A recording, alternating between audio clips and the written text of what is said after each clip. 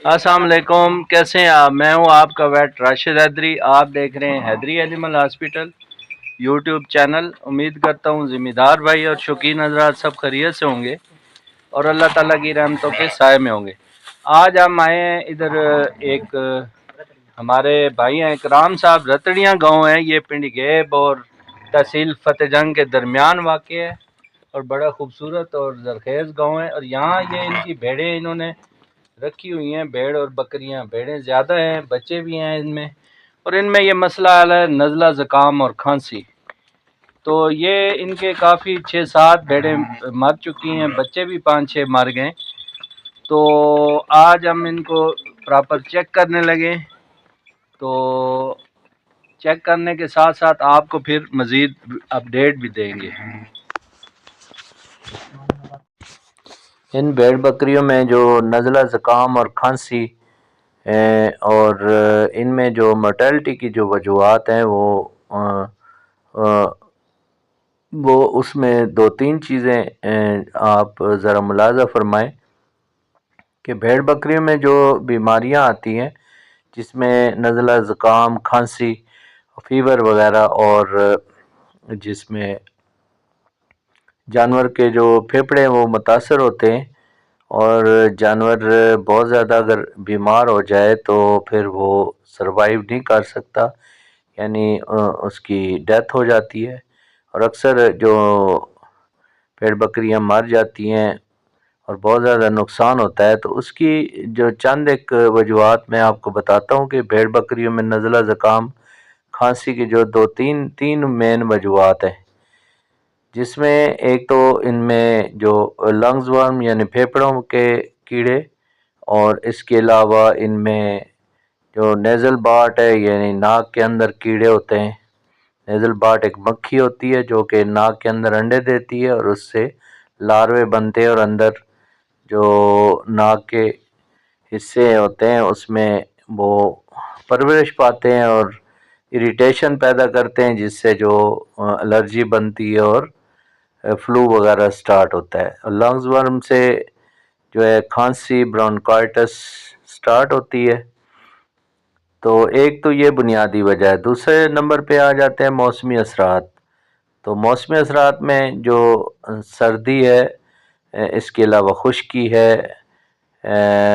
اور جانور جب چراگاہ کی طرف جاتے ہیں یا واپس آتے ہیں تو راستے بنے ہوئے وہاں پر بہت زیادہ گرد و غبار اور مٹی اور دھول اڑتی ہے کہ آپ جب کبھی دیکھیں تو آج کل کے جو صورتحال ہے کہ بارشیں نہیں ہوئی اور خشک سردی ہے، تو وہ دھول اور مٹی ناک کے ذریعے جو پھیپھڑوں میں جاتی ہے، جس سے الرجیز وغیرہ اور انفیکشن بنتے ہیں اور سانس کی بیماریاں جن میں فلو اور برونکائٹس وغیرہ ہوتی ہے۔ تیسرے نمبر پہ وبائی امراض ہیں۔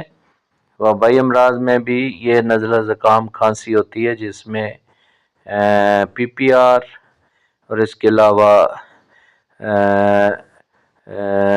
فلورو نمونیا ان کی جو بیماری ہے وہ بھی کنٹیجیس بیماری ہے، اور پی پی آر بھی کنٹیجیس ہے، یعنی وبائی مرض ہے جو کہ ایک جانور سے دوسرے جانور میں منتقل ہوتی ہے، جانوروں سے جانور منتقل ہوتی ہے۔ اس کے علاوہ جہاں پر جو پانی وغیرہ جانور پیتے ہیں وہاں پر بھی اگر کوئی بیمار جانور ہے وہاں پر یہ وائرس اور بیکٹیریا پائے جاتے ہیں،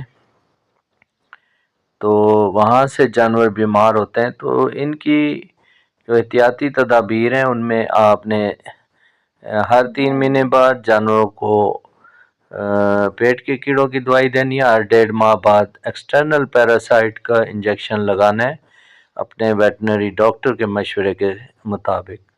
جانوروں کو ہر کنڈیشن، ہر سیزن میں جو ڈیورمنگ کروائی جا سکتی ہے، اس کے علاوہ ان کو انجیکشن بھی لگائے جا سکتے ہیں، لیکن کون سے لگانے یہ آپ کا ڈاکٹر ہی آپ کو بتائے گا۔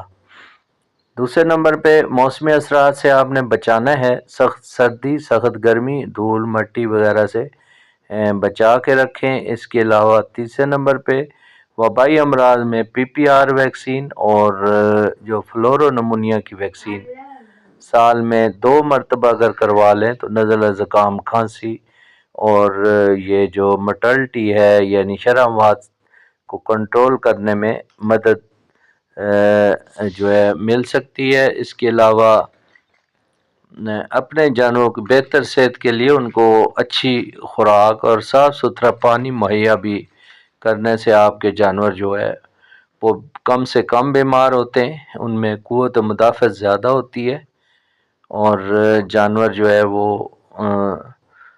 مرنے سے بچ جاتے ہیں یا کم از کم شرح اموات میں واضح کمی واقع ہوتی ہے۔ تو بھیڑ بکریاں رکھنے کے لیے پہلے اپنے جو قریبی ویٹنری ڈاکٹر ہے ان سے ضرور مشاورت کی جائے، تاکہ آپ نے جو بھیڑ بکریاں پال رکھی ہیں وہ چاہے شوقیہ طور پہ رکھی ہوئی ہوں یا آپ نے تجارتی بنیاد پہ رکھی ہوں، تو اس میں آپ کو خاطر خواہ فائدہ ہو۔ امید ہے آج کی ویڈیو جو انفارمیٹو آپ کو پسند آئی ہوگی۔ میرے چینل کو لائک، سبسکرائب اور شیئر کریں۔ انہی الفاظ کے ساتھ اجازت چاہتا ہوں، فی امان اللہ، اللہ حافظ۔